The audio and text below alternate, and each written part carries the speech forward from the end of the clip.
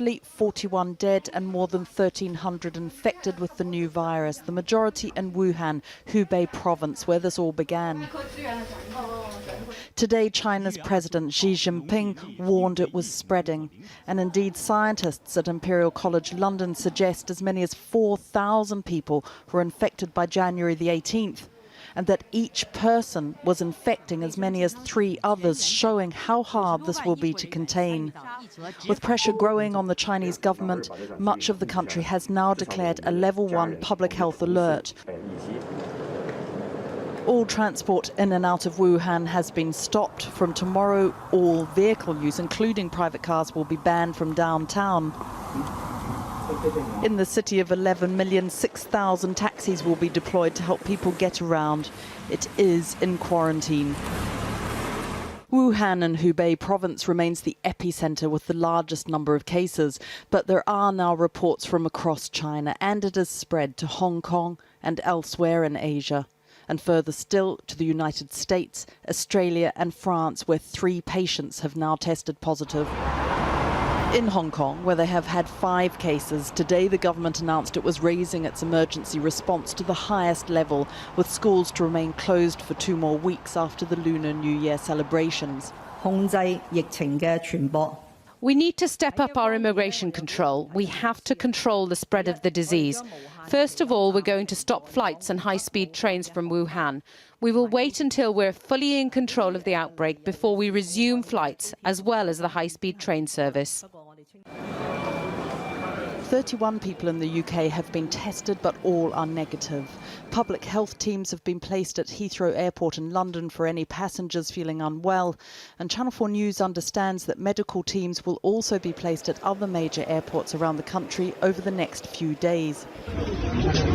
Yet China remains the focus of this outbreak. In Wuhan, their medical facilities are being overwhelmed. They're now building 2 new hospitals to cope, and the Chinese military has sent in 450 medical staff. We will make every effort to mobilize all sectors of the community, both at home and abroad, to make special donations of urgently demanded medical-related materials and relevant drugs that meet the requirements. Unlike influenza, there is no vaccine for this new virus, which has never been seen in humans before. Experts are concerned about how it might mutate. The symptoms include a dry cough and a fever, but people can remain asymptomatic, unaware that they can spread the disease. Tonight, China announced it was suspending tour groups from leaving the country, and the French and Americans are planning to evacuate their citizens from Wuhan, with other embassies in discussions with the local authorities. The increase in the official numbers itself is not currently a sign that the crisis is worsening. It could reflect better monitoring and detection, but nobody is taking any chances. Victoria MacDonald reporting. Well, earlier I spoke to Ben Kavanagh, who's from Ireland and working as a teacher in Wuhan. I started by asking him what the situation was like in the city. Well, where I am is usually quite a busy street. But if you were to look outside now, you would have no idea it's Chinese New Year. It's like a ghost town out there. And I mean, how does that feel? It's hard to describe because there's nothing's ever prepared me for anything like this. It's as if I'm in a dystopian movie.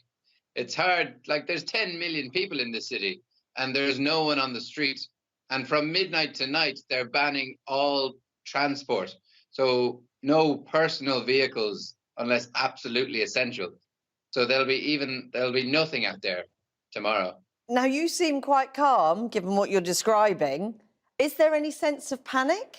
As the days go by, the panic seems to be increasing. I try to not worry until it's time to worry. There's no point worrying now. I'm not sick now. I'll worry if I get sick. But yesterday, in an American group chat, the people were freaking out a little bit. Today, just a few minutes ago, people in the British group chat, they were freaking out because the UK government don't appear to be doing anything, while the French and the American governments look like they're taking action for their citizens. Yes, now I know your stories appeared in the Irish press. Have you heard at all from Irish diplomatic services? Are they giving you any advice? Are they getting in touch to see how you are? I haven't heard anything from anyone, but I also haven't tried to reach out because it's also Chinese New Year. So, consulates and embassies, they're not open today. But for Ireland, I haven't heard from anyone, but I haven't tried to reach anyone.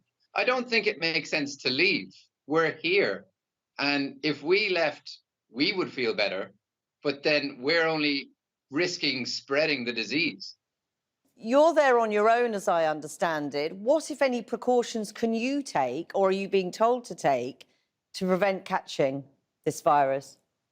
Well, the best thing to do is stay at home. But unfortunately, that's just not possible the whole time. So when you do go outside, I actually wear swimming goggles, would you believe it? Because that's how the doctors and nurses have been infected, because they're being infected through their eyes. They took precautions for their mouths with masks, but the doctors and nurses were infected in the hospitals through their eyes. So now when I go out, I wear 2 masks and a pair of swimming goggles. It looks silly, but it's the safest way to do it. And how often are you venturing out? Presumably you need supplies. I will be going out first thing in the morning for what I can only describe as a massive shop, because I don't want to have to go out again for a very long time. I plan on bringing my suitcase to the shop so that I can get enough stuff. And that's it. After that, I don't plan on leaving for weeks. So you are literally anticipating having to stay in your flat alone with this stockpile of food ad infinitum at the moment? Yeah, that's it. I got a message from my work and all transport into Wuhan is indefinitely shut down. We don't know when. We have no idea when the end is coming. Because I assume even if you wanted to leave to try to make your way back home or somewhere else, you couldn't at the moment. No, that's impossible. That's why people are so upset. And the Americans and the British are very upset at the moment, because there is no way out. We're in a quarantine city, and that's just the way it has to be. Otherwise, we risk spreading this disease further afield. Like, it's already global. Well, we wish you to stay safe and sane. Thank you very much for talking to us today. Thanks for having me. Thank you.